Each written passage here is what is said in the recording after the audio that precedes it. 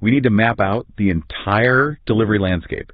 Everything from the really rigid plan-driven methods all the way over to Pure Agile. Right. And more importantly, we have to settle the big argument about scaled frameworks.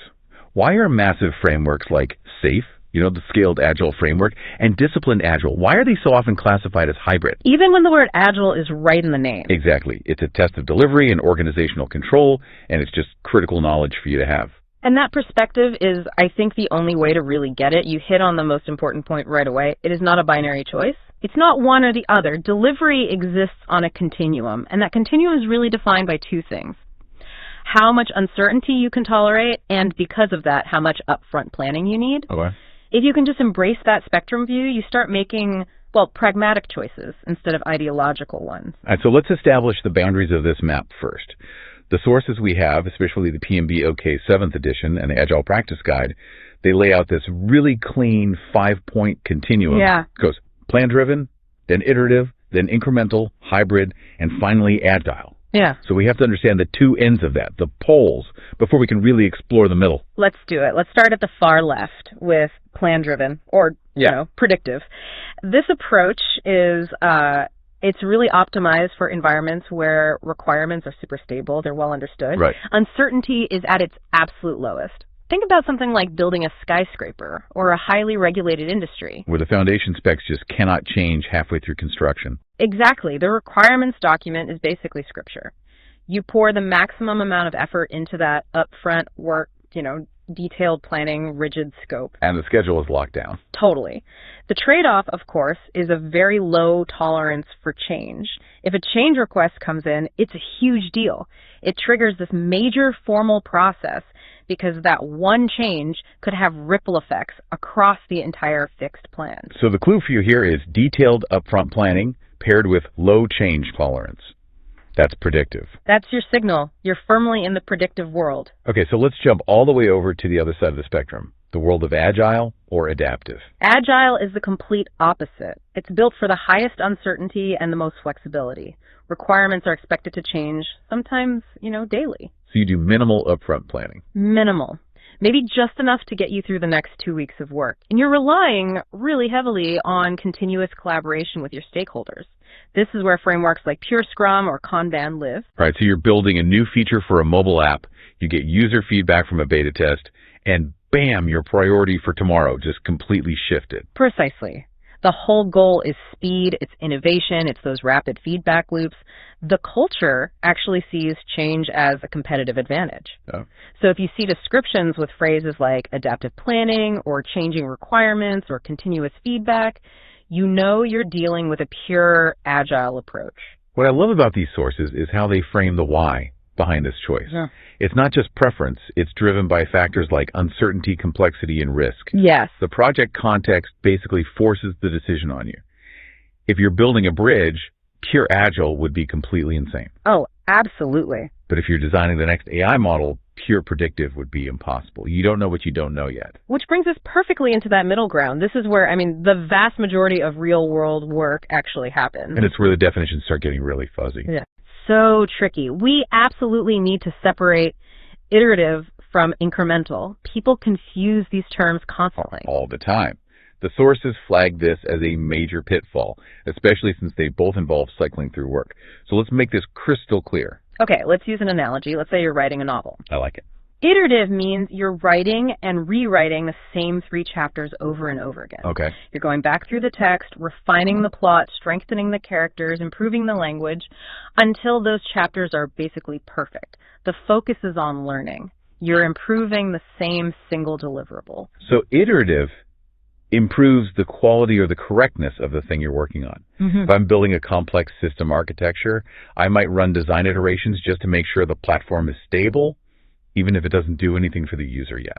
Spot on. You refine the same thing. Now, incremental is different.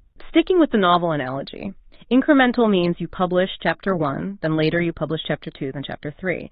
Each published chapter is a usable piece of the final product. It adds new functionality or new scope. So incremental is about the stage delivery of value. I'm adding new features over time. I'm giving the stakeholder usable pieces like a module or component right away. That is the key difference. Iterative cycles refine what you have. Incremental cycles deliver new, additional pieces of the final thing. Got it. And in reality, a lot of teams use both, right? A Scrum team delivers a new, usable piece that's incremental, that has been refined through feedback, that's iterative, but you have to separate the concepts to understand the spectrum. That clarity is so important. And it leads us right to the approach that kind of synthesizes all of this, the hybrid approach. This is what happens when organizations realize they can't be purely predictive, but maybe they can't handle the perceived chaos of pure adaptive work either. Hybrid delivery is really the definition of pragmatism. It's what happens when the real world crashes into your project plan. It's defined by having a, let's call it a structured backbone. A structured backbone? Yeah, meaning the big, expensive organizational things remain predictive. Your overall budget, your contractual dates, compliance milestones, those are all fixed up front. Because they need that high-level predictability for the portfolio managers and stakeholders. Absolutely. But then underneath that fixed structure, you have adaptive execution for the actual development work. The teams are using Scrum or Kanban. But the governance stays plan-driven. Typically, yes. This model is pretty much unavoidable in big organizations with long-term funding cycles or external regulations that demand a fixed outcome, but where the technical requirements are still, you know, a bit fuzzy and evolving. So is the hybrid approach just an admission of defeat? Like, are these organizations just admitting they can't truly be agile? I wouldn't say defeat. I'd say it's context-driven maturity. It's acknowledging that agile principles work great at the team level, but the program and portfolio levels often need the certainty and control of predictive planning. And this is exactly what forces frameworks like SAFe and Disciplined Agile into that hybrid category. That's the one. Okay, let's dig into this. SAFe, the Scaled Agile Framework, it has Agile in the title. It uses Scrum teams. Why do the PMBOK standards insist it's hybrid? This is about delivery plus governance. You're right. And at the team level, SAFe is highly adaptive, no question. You have all the Agile elements. They're self-organizing Scrum teams, Kanban teams, iterative cycles, frequent demos. Manage backlogs. All of it. That is pure Agile execution. But the moment you scale it up, you introduce these fixed points of synchronization. So where does that rigid planning actually show up? It shows up at the program and portfolio layers. That's where you find the long-term fixed roadmaps, the centralized governance, the portfolio level budgeting that dictates where the money goes, all classic plan-driven stuff. And what's the one thing that really locks it in? The definitive point of control, the real reason for the hybrid classification, is the program increment, the PI. The PI. We hear about it constantly. But why is it the defining factor? I mean, Scrum sprints are also time-boxed and fixed, aren't they? That's a brilliant question, and that is the nuance that trips people up. A pure Scrum sprint is a fixed time box, yes, but the scope for the next sprint is totally adaptive. It's just pulled from the top of one team's backlog. And it only affects that one team. Exactly. The PI is different. It's a large fixed time box, typically 8 to 12 weeks. That involves extensive synchronized planning, the PI planning event, across maybe dozens of teams. Wow. It sets up a fixed planning horizon and a fixed synchronization point for the entire program, or the train. While individual teams have flexibility inside that, the PI as a whole aims to deliver a specific set of committed features within that time box. So that commitment, that synchronization at scale. That's it. That introduces a fundamental predictive element that is completely absent in pure single-team Agile. So SAFe is Agile execution nested inside a predictive governance wrapper. That's the perfect way to put it. The container is predictive, even if the contents are adaptive. That makes perfect sense. Okay. Okay, let's shift to Disciplined Agile, or DA. Its philosophy sounds even more flexible. It's all about being pragmatic, not dogmatic, choosing your way of working your WOW based on context. Right. So how does that flexibility actually push it into the hybrid camp? Well, what's fascinating about DA is that it's more of a toolkit than a single rigid methodology. It explicitly recognizes and supports different life cycles. Not just Agile. Not at all. It supports predictive, Agile, lean, continuous delivery, and various hybrid combinations. The moment your framework officially supports rigid, plan-driven methods right alongside adaptive ones, it inherently has to be classified as hybrid when you're looking at the whole system. Okay. But more importantly, DA's real strength is integrating all those enterprise concerns.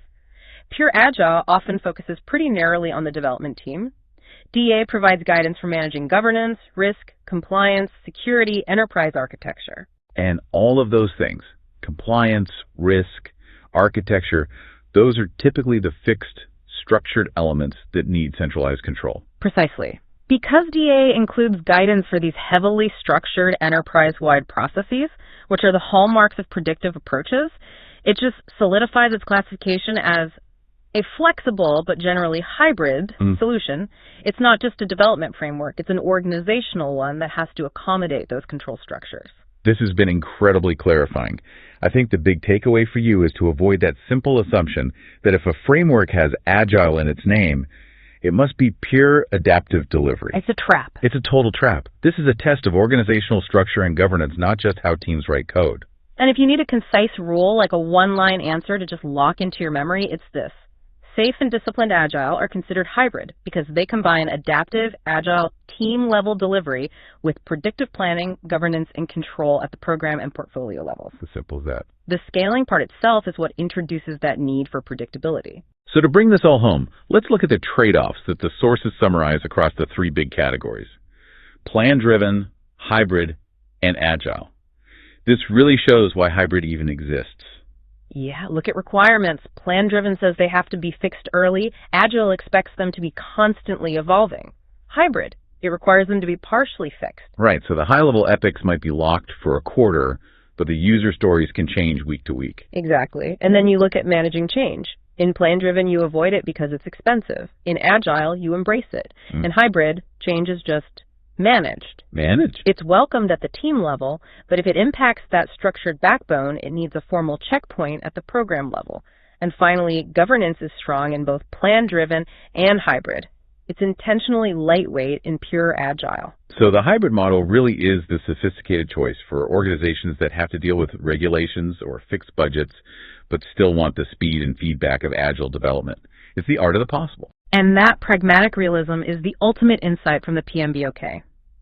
The selection of a delivery approach isn't based on labels or dogma, it's based on those contextual factors: uncertainty, complexity, and risk. A true professional assesses the environment and picks the approach that best manages those forces.